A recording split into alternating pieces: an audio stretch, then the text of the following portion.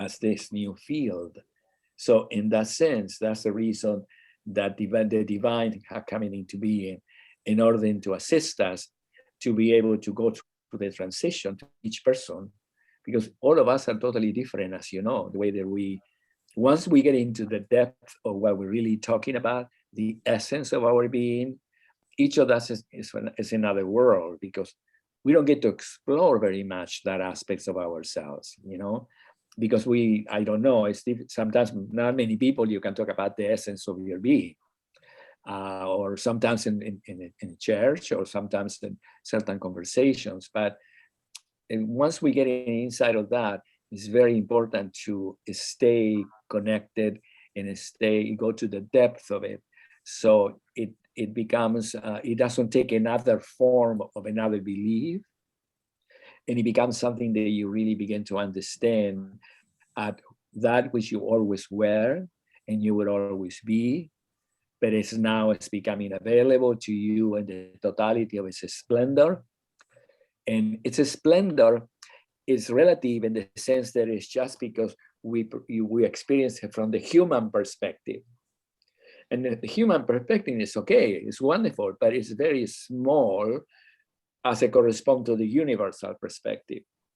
Because the universal perspective has much more understanding, it's already completed, so to speak. It is quantum entanglement. So the entire transformation of the entire existence as humans have already occurred inside of the quantum entanglement that is the whole field of consciousness. Yeah. So in our humanity, we are a little bit at the time just beginning to see the light more and more, beginning to comprehend the meaning of that, beginning to be not hopeful or believing into it, but beginning to see that what is showing up, even though for moments it's like you're saying, oh my God, what's going on? What's showing up is really actually the transformative nature of the ancient consciousness having to release more and more and more all systems of beliefs, ideas, and things that have become very, very cemented or very concrete in our consciousness. And the new consciousness, it has an extraordinary concreteness as well, but it's transparent in its nature. So the concreteness is its grounding, but the transparency is equal to the concreteness. And maybe I shouldn't use concreteness because it makes you feel like something like enclosing in it. But what I mean by concrete is that it's really realistic as you become more and more with it. It's not airy-fairy. It's not, oh yes, it's not based on a belief. It's actually the reality of your being and the reality itself. So we're going through this transition right now. And as I said, the human aspects of reference that we have to understand that are a lot because of the spiritual, as we said before, the spiritual path that we have been, the religions, the philosophies, all the ancient of our voyage as humans.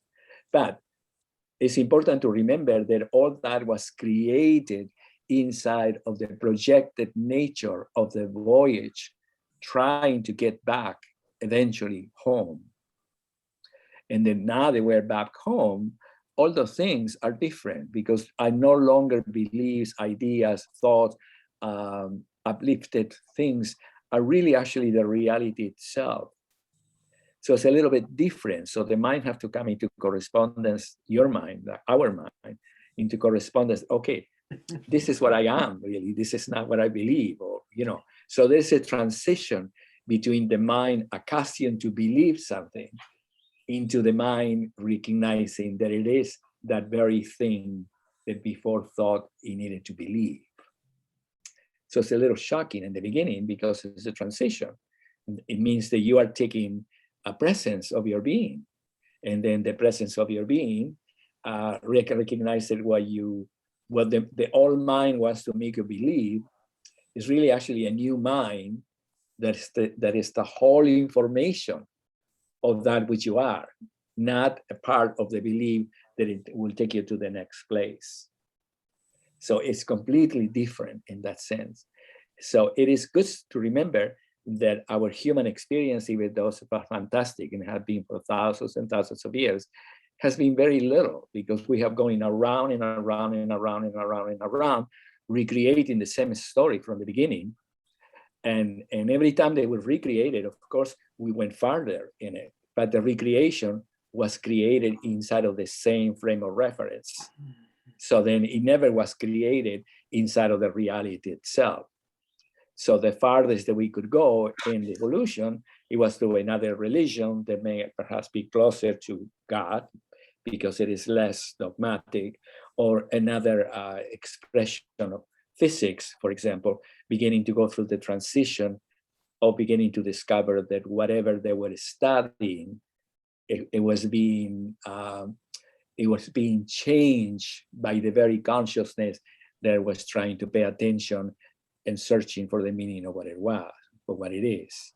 So we have to go through many, many different stages in our consciousness to be able to understand that, ultimately get into quantum entanglement, to the place in which physics recognizes that the universe is atomically one, that is in time, in location, and distance, were expressions of the linear mode of consciousness, which is called quantum mechanics. And quantum entanglement is actually the totality of it. So remember that I said that quantum entanglement was I believe that very possible was the last frame of reference that became completed inside of the mind of time, the evolutionary mind, that then crystallized the union of the whole sphere, that produced the center being manifested. And then when the center of the sphere became manifested by the whole field, then the consciousness imploded and exploded within itself. It imploded because for the first time, it had a reflection from which the entire periphery can really see itself as whole. And exploded because the self-containment even of the sphere became expanded into the infinity that represents the actual existence of all things.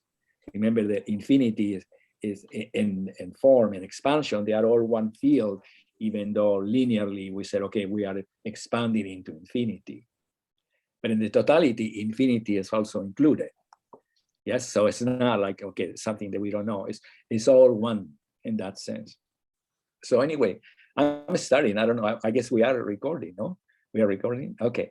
So anyway, where are we now? So I was just telling you about the knowledge of eternal time and the divine. And I would like to take you a little bit back into the blog, into the last blog, just a little bit, just to show you a few things, and then return to be with you and talk about, again, the knowledge of eternal time, what that is, and the divine, what that is. Yeah.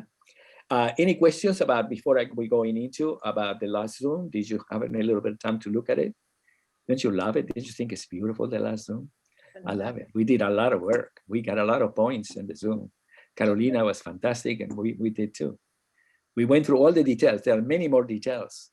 Well, what happens is that it became that this lab Zoom became very, very important, as I told you, because for the first time, we were expressing the entire technology of the technology of unity in motion, the technology of balance, and the knowledge of eternal time. So the whole thing is self-contained in that.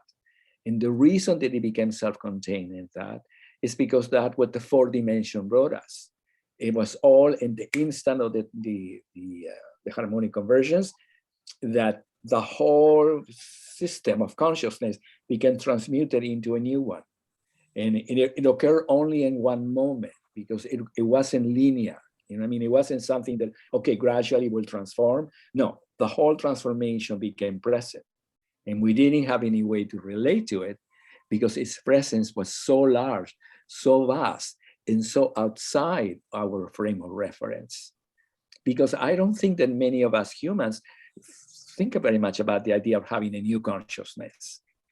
We may think about having a new religion, a new path, a new idea, and expand it. But a new consciousness is a big deal, because it represents a new frame of reference from which not only we experience ourselves, but we experience everything that surrounds us, the universe, everything. So it's a big deal when we said a new consciousness. Yeah, do you know what I mean? It's a big word, you know. And remember that I told you also that the new consciousness, we use the word whole mind, and the reason that I told you that we use the word whole mind is because the evolutionary mind was the evolving nature of our consciousness, if you may, until the moment that transmuted itself in the instant, and then the mind, the linear mind, became the whole field of consciousness. So consciousness and mind became one thing. If we understand it, that when we're talking about mind, we're talking about the whole mind, the whole field of awareness. That's the reason I said whole field whole awareness, whole mind. It's the same as consciousness. Yes. The easy way to understand it, if you're thinking about in the Garden of Eden, whatever we think that is, we were in a realm of consciousness, but we didn't know what that was because we were the very thing. When we separated ourselves from the garden, we have to start again from the beginning because we chose that we will discover what that was through our own experience. And then when we did that, we entered the mind with the development of the mind. In the evolutionary nature is called the development and the evolution of the species. You know, from the perspective of Genesis, everything was already existed. It was created. It didn't have beginning or end. It was just a creation. From the perspective of the evolutionary, everything begins from the amoeba, evolving into different stages of consciousness, and we enter this extraordinary voyage that it was designed to expand our mind so we can eventually fulfill all the frames of references that eventually was going to take us home. Because that's what it was said in the beginning. When we separated ourselves, in the next frame, actually, we were already back. But the continuity of the entire voyage of evolution became this extraordinary voyage that it was very necessary because it was the only way that we can recover and actually fulfill the depth that existed in the original holographic imprint that we are. You know, the holographic imprint of the artist has an enormous depth. Yes. I missed that word. It was the only way we could recover the what? The holographic, the depth. The depth, yes, you know, because the same as saying it's the only possibility that we can have all the pieces of the puzzle. Remember last time that I tell you that I think in the Unity, I told you, the Zoom of Unity, that if you think in reality of being a puzzle, and in the beginning it's very confused because you're getting certain pieces that there seems to be very naturally realistic and you know what they are. But then when you get into the last pieces, it's complex because it seems to be it is there, but it doesn't fit. And then so forth and so forth. And every time that the picture is becoming more expanded, it's easy to return to it or to find the pieces. But then at the same time, the last pieces are complex. So when the last piece came into being, the whole symbol came.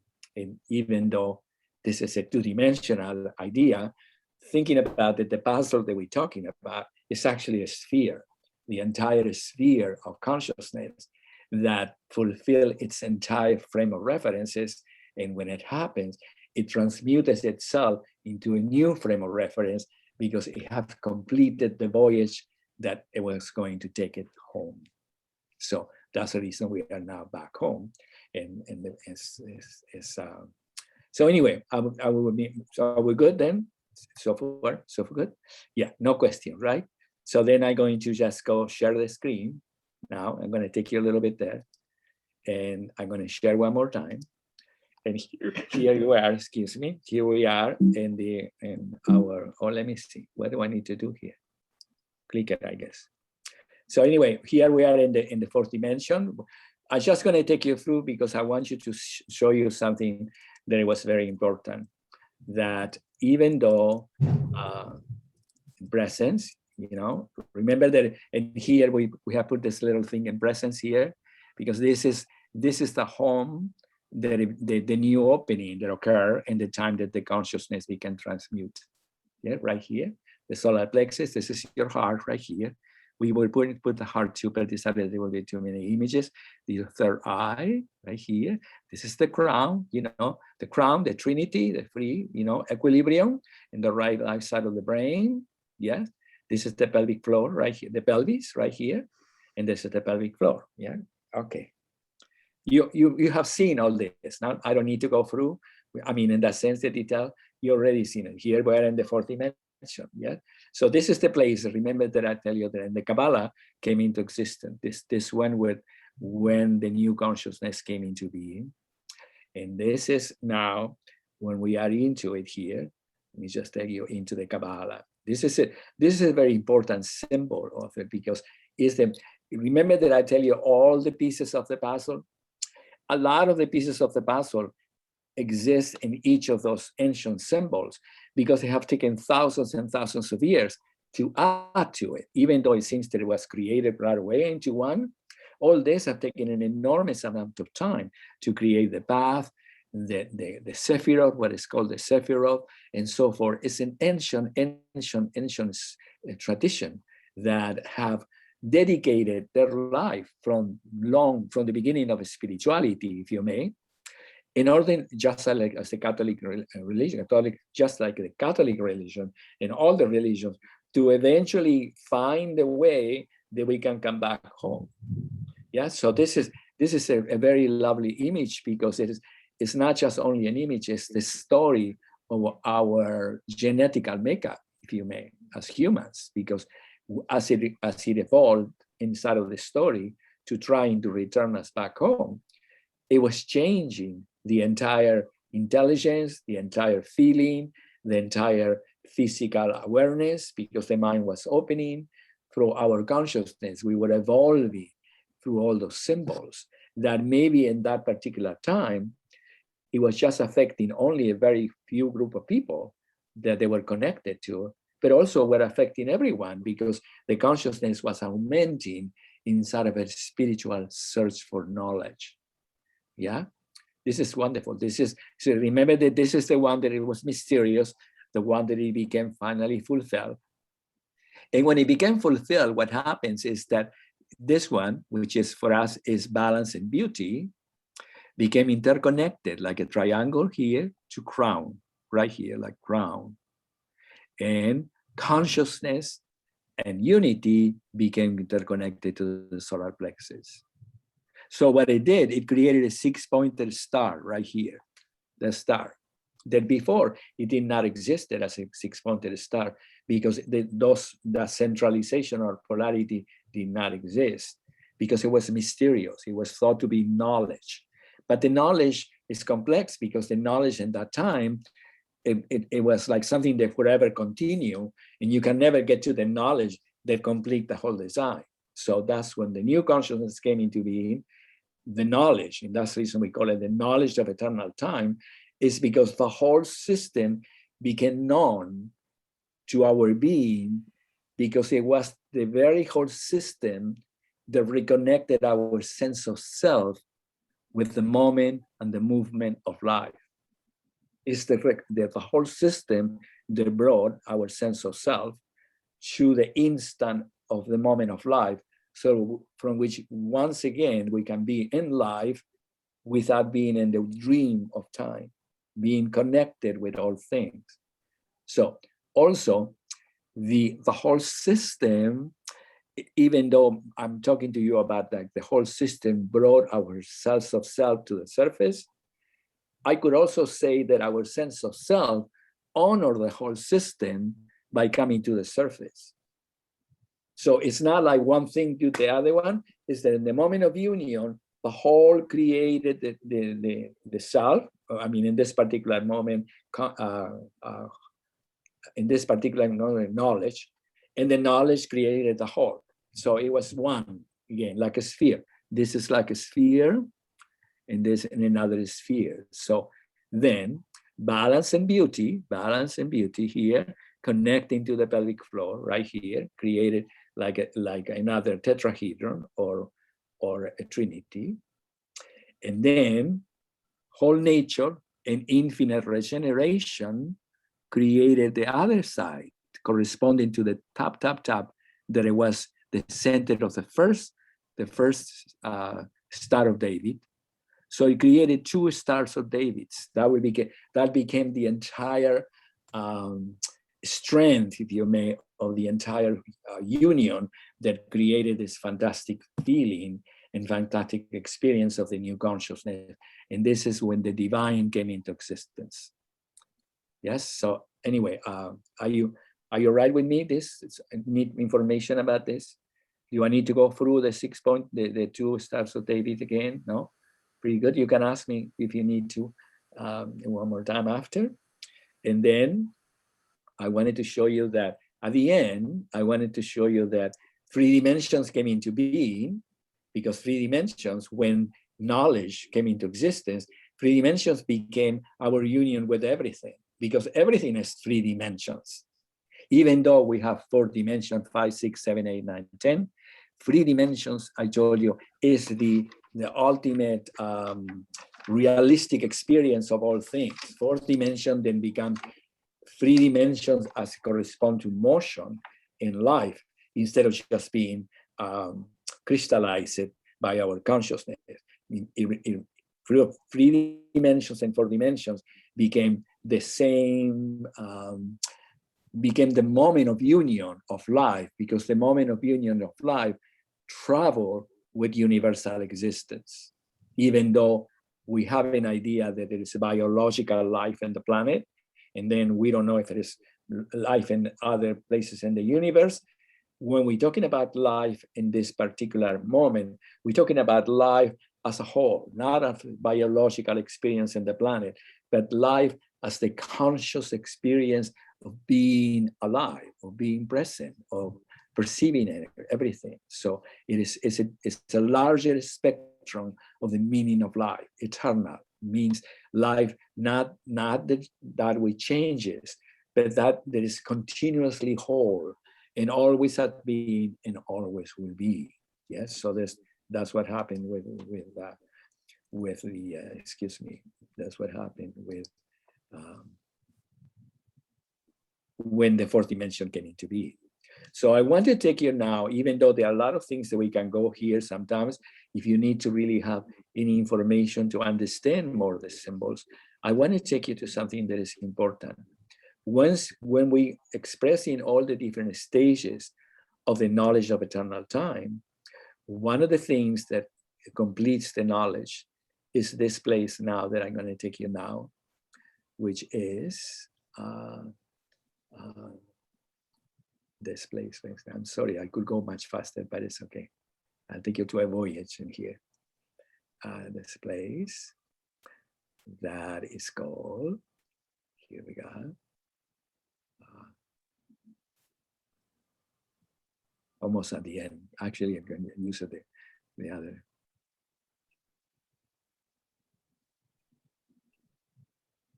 It was a lot. This is a big deal. Yeah, a lot to really see in it. I want to show you the 10 fulfillments. The 10 fulfillments is the last expression, if you may, of the technology. And the fulfillments are the fulfillment, honoring and fulfillment. What it means is that it renews all ancient traditions, all ancient beliefs, everything, and it renews it and it puts it back into the moment of life for every single human being.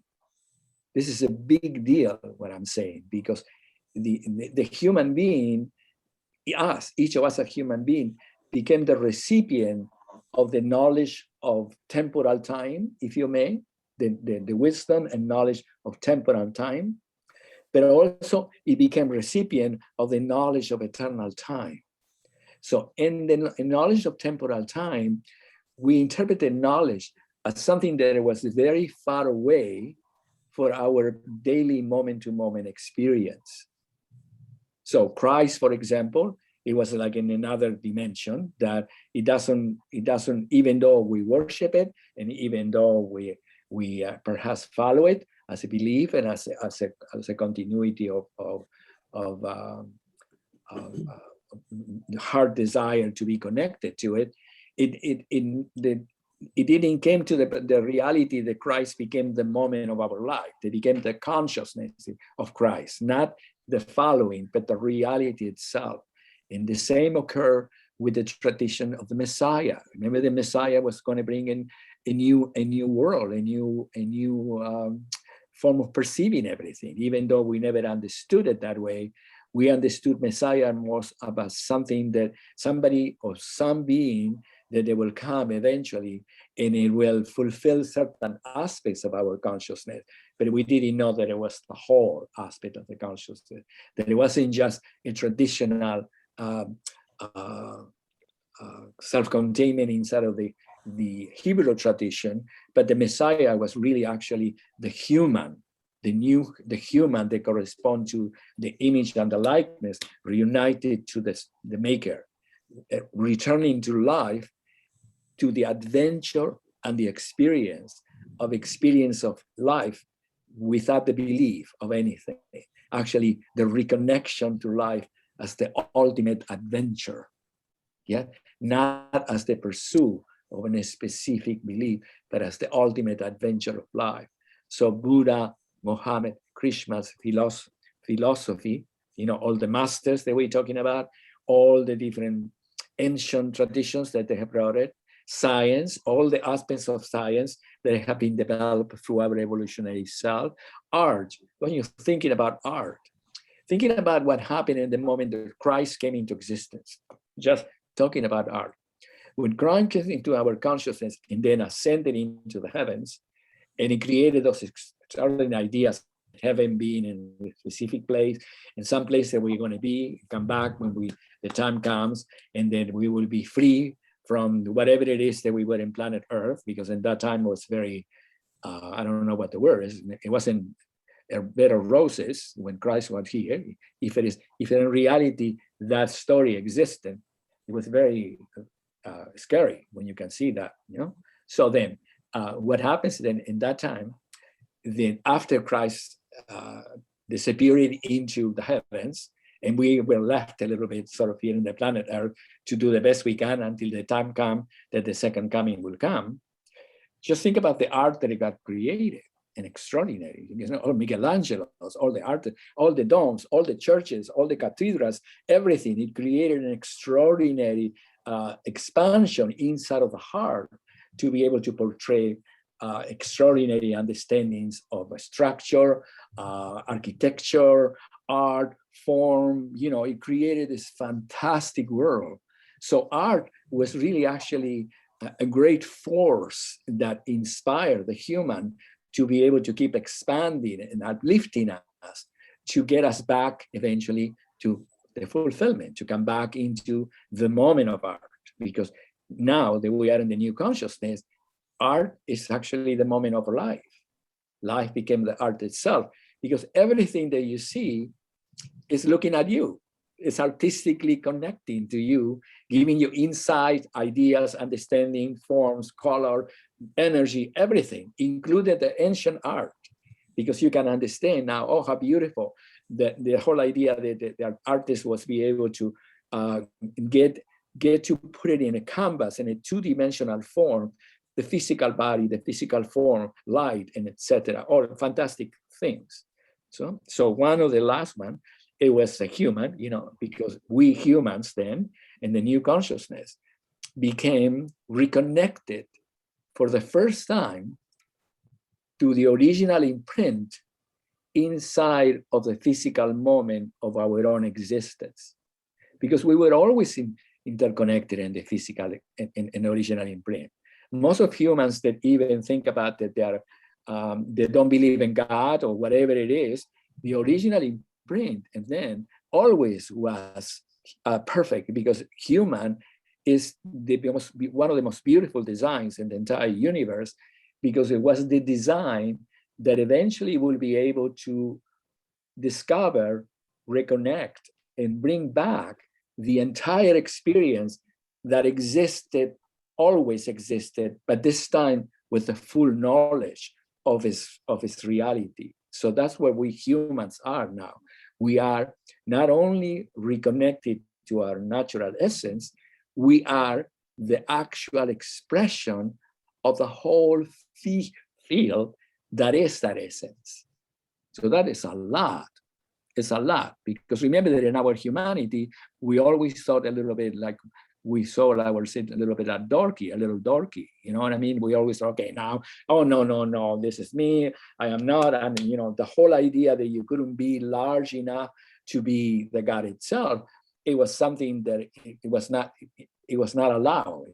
Put you into the math house. Yeah, most of the people who believe themselves to be godlike in that time either were people who innocently live in ashrams, or then put it in the madhouse, because or created things that innocently created a lot of problems for other people, because they took it upon themselves innocently to embody that power for their own idea of what that was. Yeah, so the new human doesn't have that, because our God self, who we are, our humanity, is back into the original imprint. So we are all perfect expressions of the divine in that sense. So the last one is the evolutionary voyage. It's actually the whole voyage that put us into the presence that is the glory of God. So it's important to understand that the fourth dimension, where we're talking about the knowledge of eternal time, is called presence. This is what occurred in the moment of union. So I want to bring you back into, I want to stop sharing, come back with you for a moment. Yeah. And right here, so we can be together. So it's important to recognize that the actual existence of the new consciousness brought us into the field of presence. That's the reason it's called presence. Because in the moment of union, in the moment of the harmonic conversions, in that instant, the whole field became instantaneously synchronized at one. So what that means, that the synchronization, it was actually the presence of God for the first time, because God was no longer a sort of a projected discovery within our sense of self, but it becomes the moment of life itself inside of the reality of God, which is huge. Yeah, that we couldn't have too much access before, because you cannot believe in God. It's impossible to believe in God. You can only understand and be connected to it, but the belief of God is a distance from the reality itself. So you can see how complex it was. So the idea that being one with God. So we don't even know what that is ourselves, except that we know that we are that we are the thing itself. Yeah, God is me and me is God. The Trinity, yeah, love, me, and God are simultaneous. Yeah. So then, when the moment occurred, as I said to you, the consciousness was so enormous that it brought into existence, in order for the whole, not only for our humanity, but the whole universal existence that came into the presence of God, to be able to be assisted through the very thing that is the fulfillment of the Trinity. The fulfillment of the Trinity is the presence of the divine. The divine. Remember that I said to you, whenever you have time, if you can go back into the Zoom that is called Unity, because we talk about a lot about the spirit, what the spirit was, about this story projecting us into the fulfillment. And then the spirit, when the fulfillment took place, for the first time, the spirit was back again into the union of the Trinity, which always was united, but it was separated if we didn't have the consciousness to understand that. So the union of the Trinity created the new awareness of three dimensions. When we're talking about three dimensions, the fourth dimension, because the fulfillment of three dimensions is the fourth dimension. And then it created a new entity, in this new field, that the closest word that we can have for it is the divine. And it's complex to talk about it, because just the idea of the divine may put us back into another belief. So what is the divine? Okay, The divine is the very essence, again, as it was the spirit before, the very essence that shall contain all the attributes that we have called our spiritual nature, the spiritual self of human. But also interconnects all the things that I was telling you, art, philosophy, everything, because even though those things were not called spiritual, they were all part of the creative nature of human. So the divine became the energetic field that it is in charge to assist all of us to be able to really make sense in our own personal self of the meaning and reality of the new consciousness. Because it's so large that it's almost impossible to have access. Each of us, we are just beginning to come into correspondence with it. Well, we know that for sure now that the new correspondence that we have with the divine is that we are all becoming synchronized, not only with ourselves, but synchronized with life more.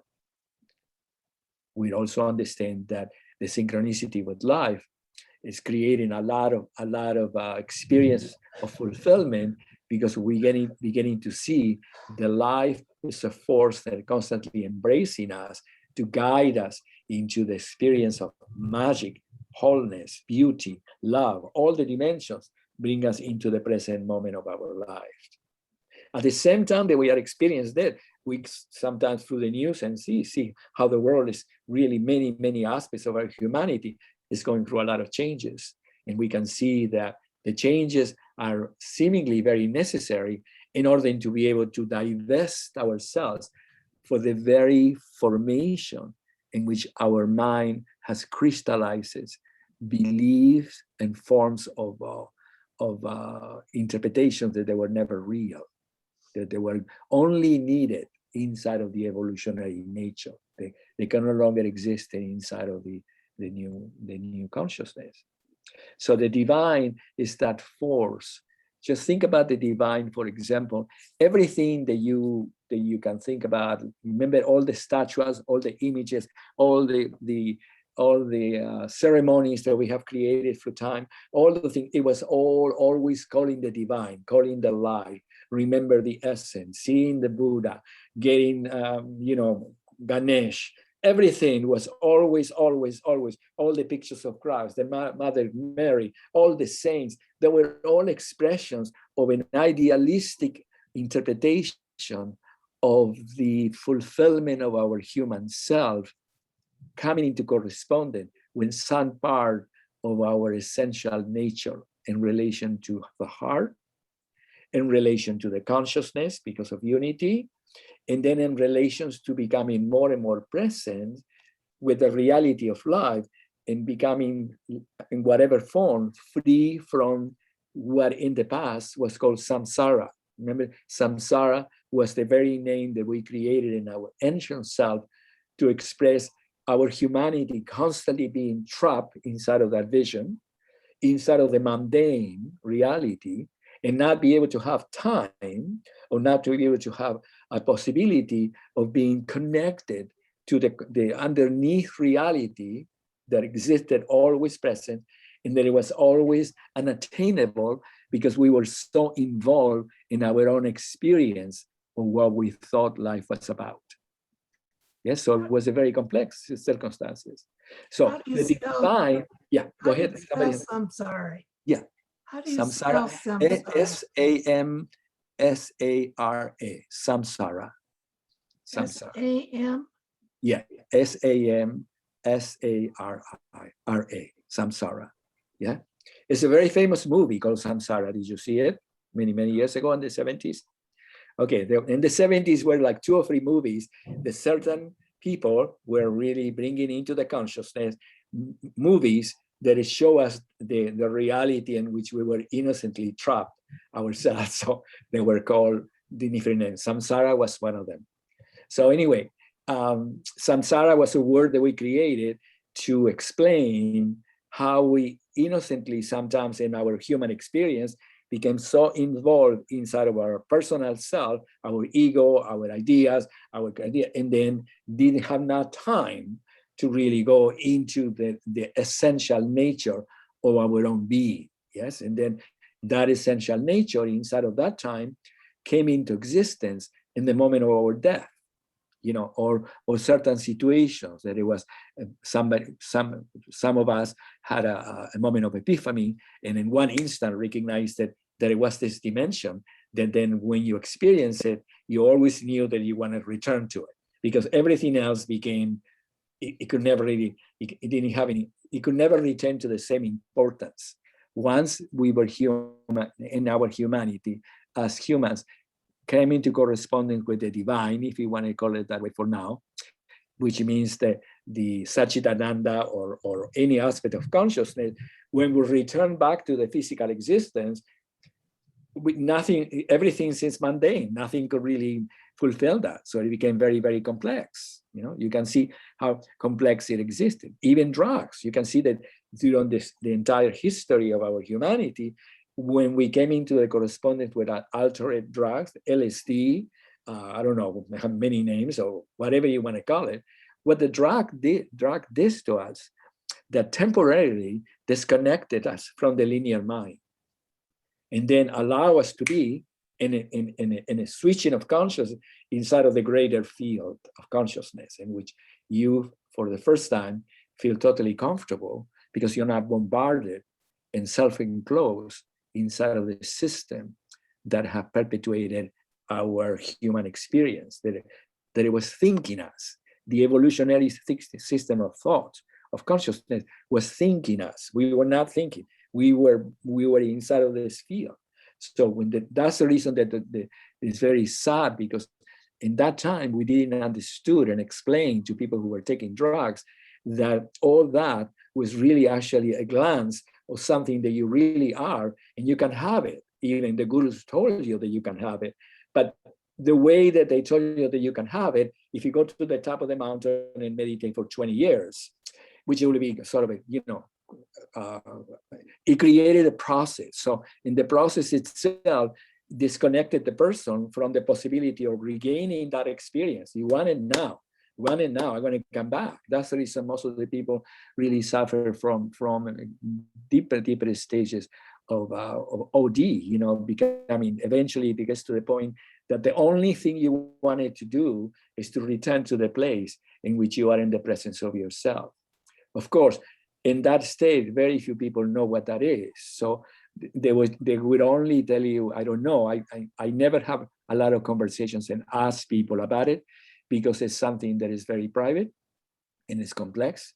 But we don't have conversations about why somebody takes a drug and why it becomes addict, and why is it that it's almost impossible to take them back into a place that the people who love them think that they need to come back in order to be able to be with them once again.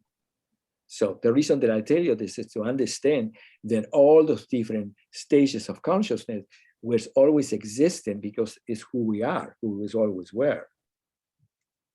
Yeah, it's only when the new consciousness came into being that the consciousness became all the high attributes of all the drugs existing within the moment of life. All those experiences exist in the present moment. They don't exist in the substance itself, because the substance itself cannot get you there either, because the substance only creates an alteration of the brain to give you an approximation. It can never give you the home, because home is a natural encounter with the essence of your being. It's the only possibility. Now, drugs and certain people have helped people in the past, because when they experience an approximation to get home, it changed their lives, because it became a way that they, okay, I want this. There is nothing in my life that I want more than to be able to be in this stage in which, for the first time, I don't know if you would be able to say themselves, for the first time, you have yourself as something that is larger than the imagination that you have about who you are as a human. Much larger, it's essential. It's not inside of the imagination, it's the reality itself. So the divine became then, is then, you can see the importance. The divine became the very essence, the fourth dimension, the very essence that allow all beings in the planet Earth right now to be able to start going through the transition inside of their own personal interpretation. And what I mean by personal interpretation, all of us, is because we were, in some degree, in our humanity, we were self-contained in some specific specialization. Some of us were spiritual, some of us were pragmatic, some of us were non-believers, some of us were completely physical, all there is at the physical world, blah, blah, blah, blah, blah. You know, some of us were very simplistic, very connected to nature, but no idea about the universe, nothing, you know, it's like, it is latent within the person, but it doesn't exist as a possibility of the person having glow what that is. It's only also in the last 50, 100 years that we have developed so quickly. And that's the reason for the new consciousness, that we went to the moon and we have the picture of the planet for the first time from outside, from the heavens. Yeah, before we didn't have no possibility of being able to have that vision and develop ideas of the solar systems and so forth. So all the images that we created approximated the reality of physical existence. So we have that advantage. Yeah. So then what happened now through the divine, again, returning to it, is that some of us on the planet many of us on the planet do not have no, forget that. Do not have it. It's in that word. Some of us in the planet were specializing our experience of life in our specific genetical interpretation of the unfolding of our own selves inside of the race. We were basing our genetical remembrance inside of a specific interpretation inside of the race. So it is natural, it was okay.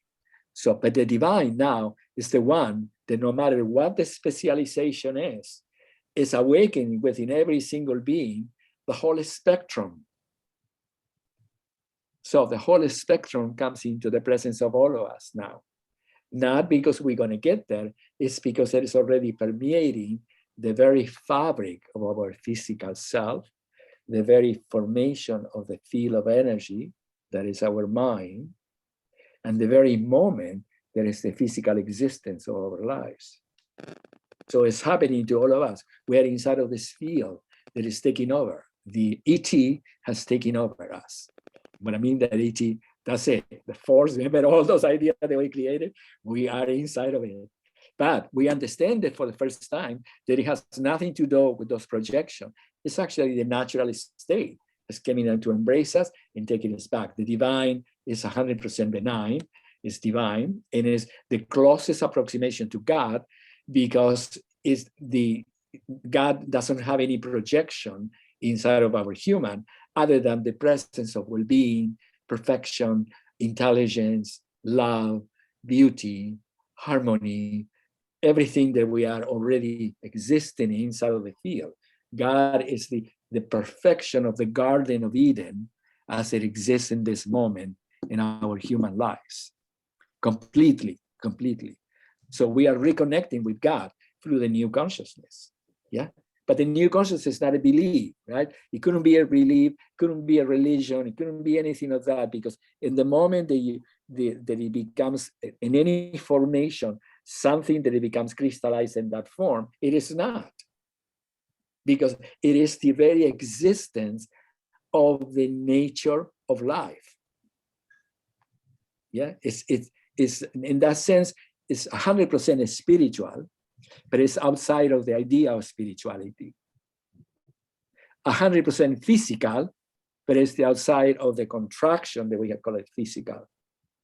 So 100% mind, but it's outside of what we think mind is, the control.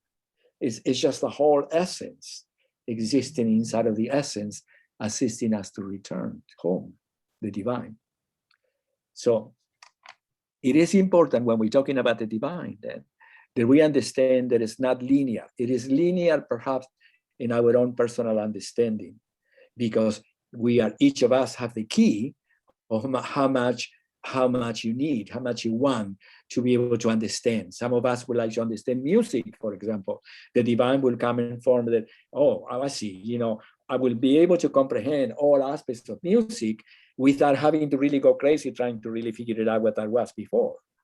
Perhaps 20 years in school, learning to become dissonant and only to finally become completely with it or something. All the linear aspects. The artist will become an artist instantaneously because it will unfold the art inside of itself. All the things that were projected inside of time into arriving to are unfolding inside of ourselves as it is already completed. So the divine is the one that allows us to make sense of this new experience, and what we want is already existing, and it comes accompanied with the knowledge in ourselves that corresponds, that is natural. It unfolds inside of ourselves. Oh, I see. All this is natural. It's not something that I'm learning. It's something really that I always had been, that I didn't know that I have access to it. So the divine is a divine thing, because everything is divine in that sense. Yeah. And the divine then is the knowledge of eternal time, because remember, the knowledge in linear time was called wisdom, the wisdom of time. Yeah. And the wisdom of time was beautiful. It was a beautiful, beautiful definition, that it was a love, wisdom, actually philosophy. Philosophy, the definition of philosophy is the love of wisdom. So all the philosophers were in love of possibility to learning what that is, the human mind, the human, I don't know if they will use the human spirit, I guess they would, or the human self, but they were developed inside of a system that it was not yet fully present. So now the divine is actually the fulfillment of philosophy as an essence. Can you imagine the fulfillment as a philosophy as an essence? It's fantastic, because we are in the presence of all the knowledge that it was linear, but now it's holographically imprinted in every single molecular structure of the physical body. We are that very knowledge that we are, that exists. And the reason that it's so beautiful, because that knowledge, it doesn't, as I said before, it's not subject to behavior. It is who we are as human beings. We are light, which is intelligence. The first ground, right? Intelligence. We are consciousness, because our mind is reconnected with the greater field for the first time, and we have access to the whole field. We are the spirit, unity, the spirit, because now the love, the unite consciousness and light has become one. The light that is me, the unite my consciousness, the brain connecting to the electricity, which is light, is making sense of it inside of the field of love. Yeah? And then me, who I am now, each of us is now the new consciousness. We are the natural expression of the new consciousness. It's a big trip, because we are living in creation, with creation, manifesting creation. Living in creation, with creation, manifesting creation. The three things, three dimensions again. We are inside of the new world. Fantastic, absolutely fantastic. And so the divine is the part of ourselves that assists us to be able to really make sense, as I was said. So each of us can really see, oh, okay, I get it. It's simple, blah, blah, blah. Wonderful, thank you. Next. And the divine is a wonderful tool for each of us, because if it is anything that you would like to know, anything that it comes into your mind that you would like to know, all you have to say is, okay, I want to know it. And go to bed, and then in the morning, in the middle of the night, you're going to have, your mind will come up forward and it will show you all the things. And you say, oh, I see, I got it. Okay, get up in the morning, have some tea, and then you're in the next place. You are where you are. So the divine, in reality, is you. The divine is you, is us, is me.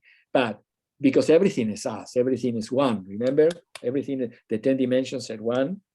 So, but the divine is an external, if you may, because by thinking that exists inside of it, that assists the mind, the linear mind, to be able to have exist inside of the whole mind, the divine, so then it can transmute the content that may need to be transmuted very gently in order to reconnect to the whole system of mind that then becomes totally natural to your awareness. Yeah, because the linear mind, it's a little bit dorky inside of the holistic mind. Yeah, you understand. It's like, it's like we are very, but it's all right. It was, that was the story of our humanity. It was lovely. But so anyway, the linear mind, the dorky part of ourselves, is becoming interconnected with the all expanded part of ourselves. And then the self, which is the third entity, the self, the divine, the whole field in the self, which is in you, puts it all together in the present now, naturally. And you see, oh, I see, it's simple, all of it. I'm the entire history of everything. I am the entire projected future of everything, but I'm also myself, and I am inside of the whole field, traveling as creation and life as the whole field, manifesting a new world that is blessing every single human being and every single aspect of creation. Because wholeness means that there is no division, no other, no duality, not good and bad. Remember, no, those things don't exist anymore. We are inside of life itself. And it is the ultimate drug. It is the ultimate drug, because apart from put you into ecstasy, and it's relative. Ecstasy is relative for us, because for many of us, when we get into ecstasy, we might think that we're having a heart attack, because it's so different. All of a sudden, you are in the presence of the dissolution of all ideas inside of your mind, and you are inside of a field. For many, oh no, it contracts instantaneously. Yeah, there was so anyway, the ecstasy is something that we're growing in ourselves more and more and more, until eventually ecstasy becomes the moment of life itself. Yeah, but you can see how complex it is, because for most of us, innocently, every time that we go out to the store, every time that you go with somebody, you're in another reality with another person, and sometimes the person is innocently. It puts you into a moment that is very physical, and there you are. Okay, I'm here. Now you go here. You go to I'm not uplifted. So we are just beginning to become comfortable, naturally connected to the reality that we can be with everything at the same time and remain in the natural state of ecstasy that is our natural state of being. Ecstasy is our natural state of being. It's a big deal, yeah? So that is important for us to understand that the divine, the function of the divine is to assist us with all of that. Anything that you want to, you can get it right away now, because you know that it's not going to come in the future. It's going to come from inside of you as you yourself allow it to happen. Yes, thank you, darling. I love you. I just want to rewind a minute. You used the words, and I may have missed the context, projected future. Projected future. Yeah, why did you use those words, projected future? Well, because what happens is that we our entire life in the linear process was always a projected future. Always. So all the things that we call universal were also projected. I see. In some degree, yeah. Remember that even in, remember what I said about the movies, that whenever we created the movie about traveling to outer space and going to the galaxies, and the dark force that's going to get you, and then you travel. All those things that we created, we coated it with the very story that exists inside of the innocently dorky experience of our human dualistic mind.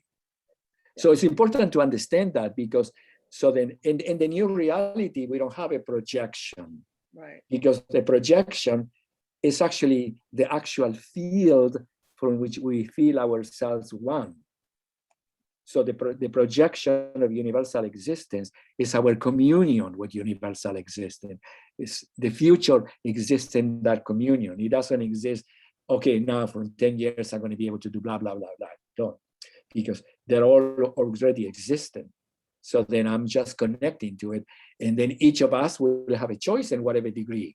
Some people may want to go, okay, I'm going to go to Mars. And I'm going to really create that and open the universe into larger expressions. And very soon, maybe we will connect with other intelligence in the universe as we become free from the dualistic interpretation of consciousness. Yeah, because the first time that somebody will come from another form, right now they're going to bombard it. They're going to come to think that they're going to kill us or something. You know what I mean? Because everything that we experience externally outside of our linear mind is dangerous in our consciousness. Because remember that we have evolved inside our self-preservation. So it is part of ourselves that it has been atomically existed in the DNA. It's not something that we do on purpose. The DNA is already, somebody's going to come to get me and eat me, so blah, blah, blah, blah, so it exists inside of there. So we are dissolving the very fearful, innocent force that we have gathered in time in order to preserve ourselves and the species. Sure. It was very necessary. I mean, it's important not to, the survival of the species was necessary because that's the only way that we will get to the moment of completion, that we got to be back home. But when we are back home, you can't protect yourself from anything, even though the protection already existed inside of you. If somebody is coming innocent, no, forget it. We don't have to project that. We can't use that projection. If something occurs that you need to be protected by something, the circumstances or you yourself will know what to do, but you will never have to really watch yourself for. If you're watching yourself to nothing to be protected, you are going to need to be protected because the very projection that you're creating is the correspondence of the situation. The mind, the linear mind, recreates itself inside of its own The linear mind recreated itself, no longer, recreates itself inside of its own projection. The holistic mind, the mind that we are, it doesn't have a projection because everything that it comes into existence is 100% benign. You're in ecstasy, you're in the garden, everything is beautiful, everything is love, you're empowering all beings, you are changing all aspects of the planet to return to its original state. The mother principle, the planet Earth, is becoming reinstated in the original form of God. Everything is becoming present through the eyes of your own consciousness because I am the creation of the new world.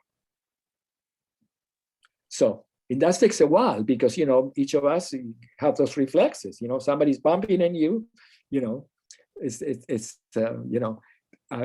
something that that's what happens. So the divine, again, is the part of us that, or the essence of the union that assists us to make the transitions between the human experience that we have gone through thousands and thousands of years and the universal experience, which is the whole of our being, as it is present, and the essence that each of us call ourselves. Martha, Carolina, Janet, each of us is that essence now. So it's a big deal, so I can see the work of the divine. The only difference that in the divine came into existence as a natural fulfillment of the spirit, because the spirit, remember that through the entire evolution, remember I said it was always busy trying, oh my God, how long it will take because each mind have free will. The mind said, oh yeah, I'll do it. And the next time it's gone doing something else, It was like, it's like the innocent traditional mind was like an addiction. You get somebody that is addicted, you said, don't drink anymore. Okay, I'm not going to drink anymore. I promise to you, I'm not going to drink anymore. And then the next time, oh, I get a drink, So it's like, oh my God, again. So it was like, that's something that the mind, the linear mind, it didn't know that it could exist inside of the whole mind in which all forms of I don't know what the word, all forms of possession can be released into the natural upliftment of the soul experiencing the ecstasy that in the first place put the person to become addicted to something. So the person can become in the presence of all the things that he thought that he needed to do to find what he was looking for, but this time as the natural elixir. The natural elixir is the consciousness itself. Elixir? Yes, that's the pronunciation. Yeah, elixir of life, you know. Remember the what is the fantastic elixir? The elixir is the consciousness itself, the divine. Yeah. So the divine then, just make a transition. Am I doing with time? I think that's doing pretty good. The divine, yes. The divine then is it's a divine thing. That's the reason I keep telling you, call you divine, everything is divine, because you are, each of us is divine itself. We are the physical manifestation of the new consciousness surfacing in the moment of life as the creation and perfection of the new world, which is the ultimate gift that you can give to God, because you are then the very expression of God itself. And the very expression of God itself is the soul of any projection of dualistic projection, because God never existed in the dualistic realms. Never, he never is. You know, God is the whole thing, fulfilling the whole thing, existing as the whole thing, creating the whole thing for the experience and exaltation of human, and therefore the exaltation of all nature, of all things. Fantastic, absolutely fantastic. Yeah.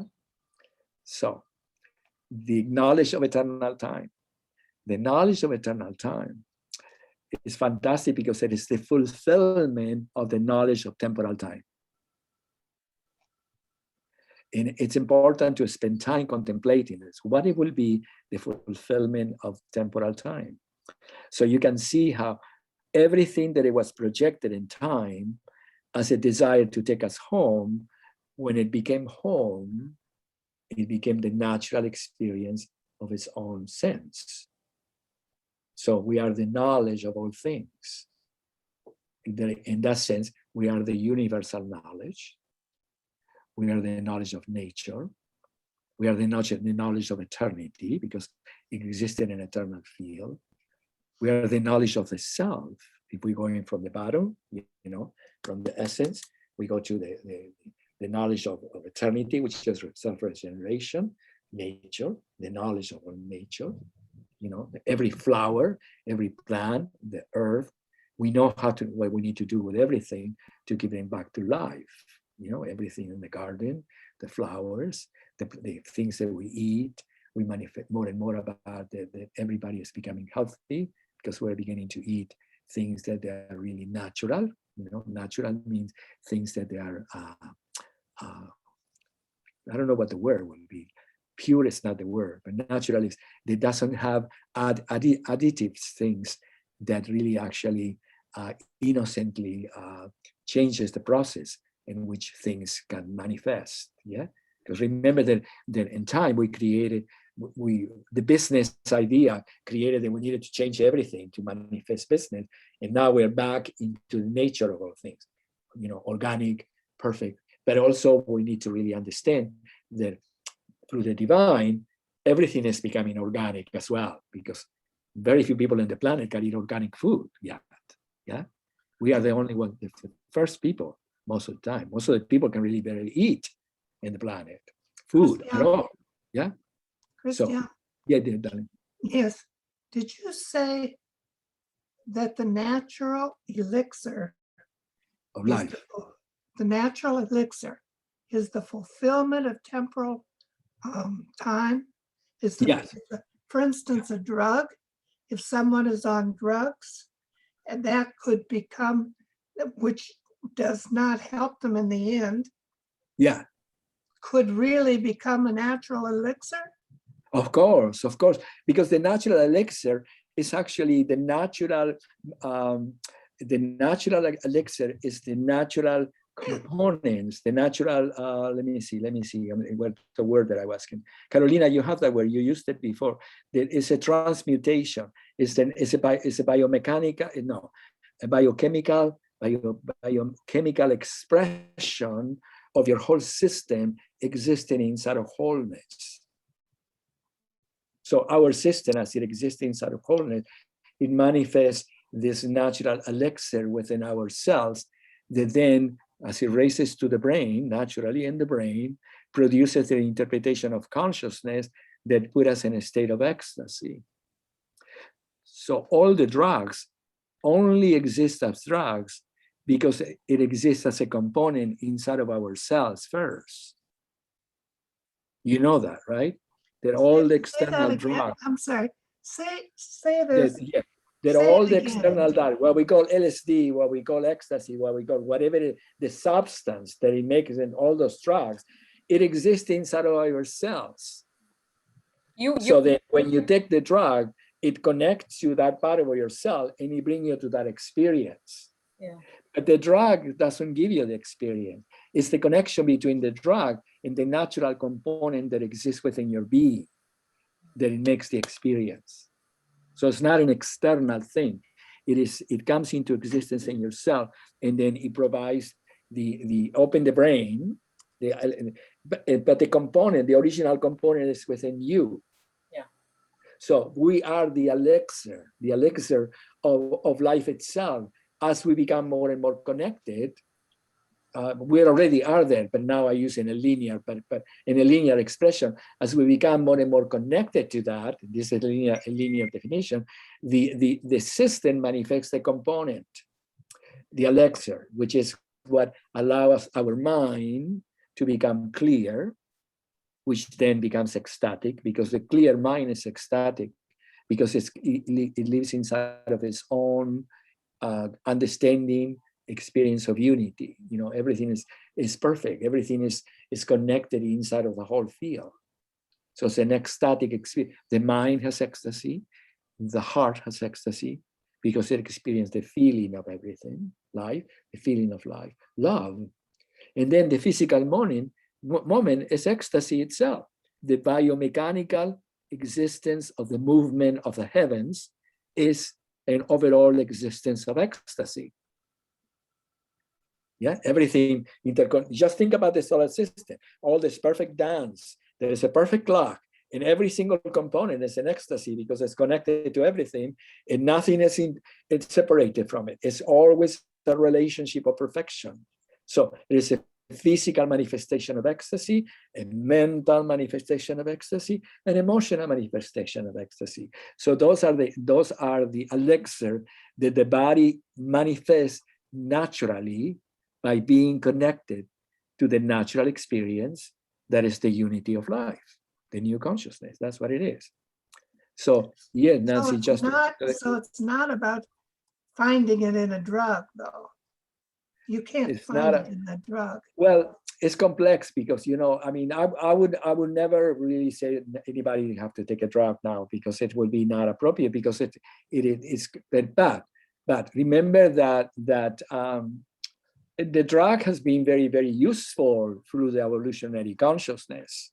Yeah. Remember the last stages of before the union in 1986 or 87, I think it was 87 the last time she told me, Lois told me, you know, the drug accelerated enormously. The Beatles brought into it, right? The Beatles brought the LSD, yeah? Then a very famous physicist in France reconditioned in the laboratory, realigned the experience of ecstasy, created the resurgence of MDMA. Yeah, and when people take MDMA, the first moment that they take it, they go into ecstasy. Of course, I mean, it's induced inside of the system. But the most fantastic idea of ecstasy for many people is that for the first time, they had a possibility of being free from the speed in which the mind was existing. So can you imagine? All of a sudden, it's like being perpetually imprisoned inside of the content of your mind, because it's not a context, it's a content in the individual expression. And then all of a sudden, being in the field of ecstasy becomes an awakening for the soul in the beginning. For many people, it became a religious ecstasy. For many people, for the first time, begins to relax. For many people, for the first time, could express certain emotional stages that they carry within themselves forever, and they never will be able to really express. So then, there were many, many, many things that it created. So then, but what I mean that the drugs, the manifestation of drugs was the ultimate speed up process, one of the speed up process that brought the consciousness into union. Yeah. It's amazing, really. So it's important to understand it's not that nothing is bad. It was created very important. And I don't know, maybe in the future, I don't want to create that, but maybe, I don't know. If there is any possibility that a being, for example, like for example, I have read recently that ecstasy is being given to many, many, many soldiers. The army is using it now to be able to detoxify and to take away the trauma of the soldiers when they come into the world, into our world. Because the soldiers that went into the war, it was a fantastic experience, the army, for them, because for many of them, for the first time, they were working with a group of people that they were very, very connected to each other. They were sharing life and death every moment. So they were very, very present. And also they were in the dangers of it, put them in a state of present. Yeah. Remember that for many people, the quickest way to get in a state of present was to either have a race and ride in a car for 120 minutes an hour, because you can't get away from there. You got to be there. Yeah. Remember that for many people in the ancient traditions, the martial arts was nothing other than a way of getting the person to wake up. I can slap you. So the mind had to be okay, right now, until it became like such a state of concentration, and then associated the state of concentration as being a possibility of a door that walks away from the doors of the dream time. It takes away the hypnotic innocent consciousness. Yeah. So then all those things were existing. So anyway, what happened with the soldiers, that when they came, they were living in such a state of intensity, in such a state of camaraderie, yeah, that the male, going into the war, that when they came home, they couldn't understand what they want. They got to go to the supermarket. The wife said, take care of the children, do this, go back. It was such a change from the intensity of almost being present, because you have to be, to this other reality in which everything is going along. Every single moment is another story about something else, that it did not give them the same intensity from which they experienced when they were in the war. So they didn't know what to do. So they became very, very sick. Most of the people. That's the reason that a lot of people who were in the insurrection here, and a few months ago, there were many people who were soldiers, because they thought, what created a new thing. I need this intensity. I need this, this whole thing. So the army discovered and using MDMA to really assist people to land, land a little bit at a time, to land, but land mean to be able to come into themselves. But I don't know to what degree it is, because it's complex. To use drugs is very complex, because for many people coming into drugs, it will reflect something different. For some people, coming into the drug will be for the first time being with their soul. Can you imagine that? My God. Awakening to being with your soul for the first time, and not be able to really be with other people that understand what that is, will be a trap. Because some people will say, well, most of the people will react, do you need a hamburger now? Would you like a drink? Would you like to do something? I embrace you. I feel like, I love you, but they will not know what the person is going through. A priest will not be able to even do it either, because the priest said, now you've got to return to God or whatever. So that we're just beginning to come into the understanding of what that is. But the new consciousness will take care of everything, because the drugs will become less and less and less and less and less visible. Because what happened when you take a drug, you go to a place and then the system goes through a shock. And then when you come down from the drugs, you go into a state of empty. You cannot return to the moment. Yeah. Because the moment itself is in the new consciousness, it's like an elastic expression of unity. It's not like it's elasticity inside of unity. When you take a drug, you go high and then you collapse, but the center of the elasticity disappears. It doesn't exist. It gives you the illusion that you are in the elasticity for an hour or an hour and a half or 2 hours, but then you cannot maintain it. You're collapsing back. So then the reality now that the new consciousness, that we are in the elasticity of the moment itself. So then all drugs are created within the system. So you can see that this is a very complex subject, not dangerous, very complex, delicate. But the reason that I'm telling you about that is because not that anything is bad, but all those things that they were unfolding within the consciousness brought us into the moment of into the moment of completion in 1987. The Beatles, just think about the Beatles. The Beatles was a group of young people that came from England, that were very innocent inside of the reality, came in America and transforming the youth of America, right? Created this movement. And then the Beatles were the one who began to explore the drugs, right? An aspect of it. The Beatles were the one who started to get all the gurus into America.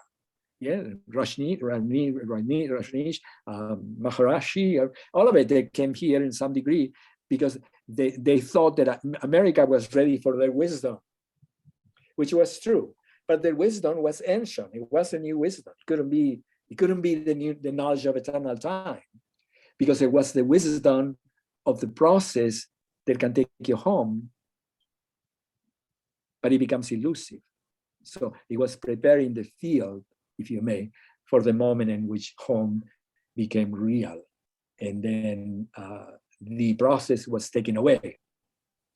Yeah, was taken away, the process. And that's what happened. Yeah? That's the reason that eventually the Beatles broke away from I don't know if you know that, doesn't matter. But the whole thing about the gurus disappeared within the Beatles as well. Because they were the new, the Beatles were the youth coming into, okay, now, speed up the process. So anyway, that is what I wanted to tell you about the new consciousness in serio. And I want you to, if it's possible, to spend time contemplating the difference between the knowledge of temporal time, the wisdom of time, and the knowledge of eternal time. Because the knowledge of eternal time, it doesn't have wisdom. It doesn't. It is the knowledge of its own essence. And so the wisdom is actually the natural experience in existence of its being. It's not in acquiring art. It always existed within ourselves. Each of us came into this world with the knowledge of eternal time in some degree, but it became complex through the genetical remembrance and evolution, because every time that we appear, according to the circumstances, it was complex because the child was already coming enlightened, and then the circumstances around brought them back into the physical world. And then they have to evolve inside of the physical world with everybody else. And certain people suffer a lot because of that. We all suffer a lot because they could never really go back in themselves to the very essence that they came into the world with, because the circumstances impelled them to really partake of the very reality in which the world was manifesting itself inside of its evolutionary return home. So, but not all that is completed, because as I said to Isabel, your grandson is now in the presence of the divine. It's the new one, the new consciousness. So all the children are now, especially now that we begin to understand that the children are the renewal, are not the revival of the ancient. The children are not reviving the ancient. They are the renewal of the ancient. Revival doesn't exist because it's all renewal. Reality is renewal, renewal, renewal, renewal, renewal, renewal, renewal, renewal.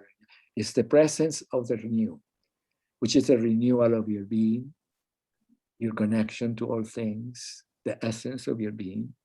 Is eternal, eternity. It's beautiful, absolutely beautiful.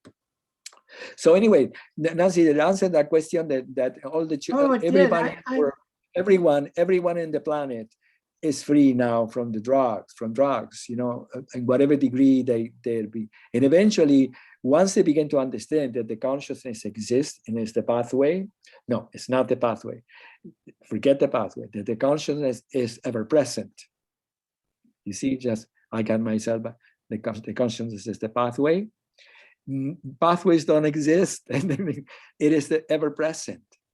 Because once the mind understands that it's ever present, it's fantastic because it can connect to it. If you tell it it's a path, you dissolve it and put them into an enormous amount of time sequence, that then what happens is innocently doesn't have the power, cannot connect to the moment. So only the moment is the window, if you may, to eternity. So everything exists in the now. Everything exists now. Everything is present. Everything, including you, of course, because you are the now itself. Without you, the now would not exist. Impossible. It's all. Without you, the now is an exercise of intellect. You are, each of us is the thing itself. So anyway, it is divine. So the knowledge of eternal time are all the natural attributes that always existed within the essence of my being, your being, and this now return to your natural experience in the physical, ever-present moment of life. So you are inside of the field of consciousness that is the very essence of your being, and it's always available. In whatever degree, if you think that it's not available, all you have to do is say, I'm here. All you have to do it. You don't say, I have to go there. You say, I'm here. It's always here. That's the most wonderful thing. Because in linear time, everything was going to be in another time. Yeah, the road to justice tend to bend into infinity, and or the short is tend to bend, the arc of infinity tends to bend toward justice. No, every aspect of the arc of infinity is justice. Can you see what the mind innocently does?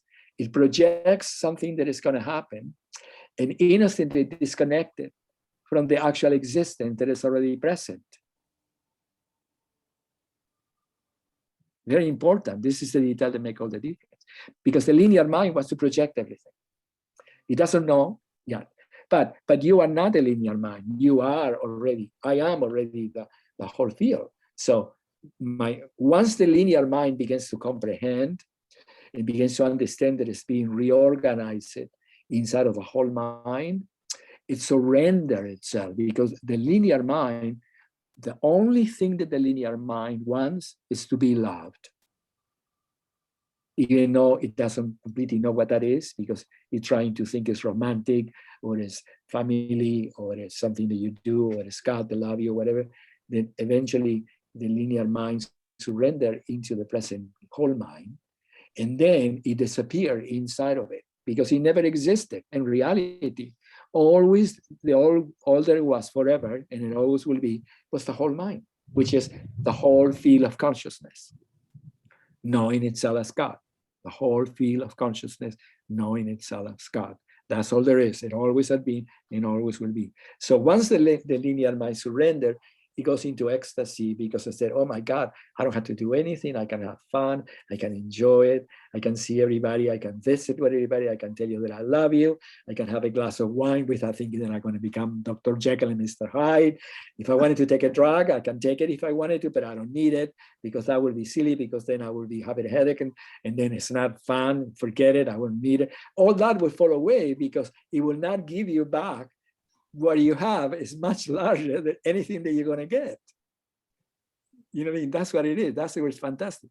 Whatever you have is much larger than whatever you're going to get in any substance. So you will drop away because with the substance, you have to pay the price. There will be a part of you that it has to become vacant when you fall from the high. But in the continuity, you will always be more. And then if you want more knowledge, all you have to ask is the divine. I'm ready to really have more knowledge. And then we don't know what that is. The person being connected by understanding that God is ever present, that's a big trip. God is ever present. Can you imagine? God is ever present in the presence of you, that you are the thing itself. That's a big deal. Because then you get to be more deeply with everything else. Since God permeates all things, that means that you get to permeate all things. So, but it's not a power. It's just the nature of you. Yeah, the garden. So anyway, how are we doing? Are we doing good? Shall we? Yeah. Any? So anyway, I think that we did well. We did fantastic. It was very delicate to talk about it because I needed to make sure that you understand that the divine is not another external force. The divine is the natural manifestation of the gradual unfolding of yourself as it goes through the transition, ourselves, as we go in, if we have any transition, into the whole mind. Most of us maybe don't have any transition anymore. So the divine doesn't need to, you don't need it anymore or whatever, because the divine, it only exists as we become more and more connected to everything, and then it disappears because everything becomes divine, and it disappears as an entity outside of ourselves. But in the meantime, it's good because it could be the way that you can get whatever you want to. What I mean by you can get it could be the way that it can get you to the knowledge of whatever you want to, because all is knowledge, and the knowledge will always tell you that you have it already. And then when you have it already, if you don't experience that you have it already, it's because you have to make some changes in you, perhaps. And then you said, okay, I need to change the mind, blah, blah, blah. And then the mind said, oh, I see, I have it already. How wonderful. So then either it's in front of you already, or the telephone is calling you. So whatever you need is always there for you. This is what synchronicity is. The new world is everything that you want, is ever present, because you are the fulfillment of the natural synchronicity of the blessed life. The fulfillment of the natural synchronicity of the blessed life. The ultimate priesthood is your experience of life. Yeah, you are the priest. Yes. So anyway, it's fantastic. I love you. I adore you. Everything is divine. So then, if you have any questions about this, it's just please write in. And next time, I would like to go to the fifth dimension, the dimension of balance, because I think we should complete of it. 6, 7, 8, 9, 10. So we are done with the linear understanding of the 10 dimensions. Yeah. And then we're free. I mean, we're free. When we are done, it's good because it becomes a full scenario from which we can talk inside of the scenario. Then we can have a conversation. Oh, this is the scenario of nature. How beautiful, nature. Oh, we're talking about nature. This is the scenario of eternity. Oh, how wonderful. We're talking about being healthy, renewing. This is the scenario of self.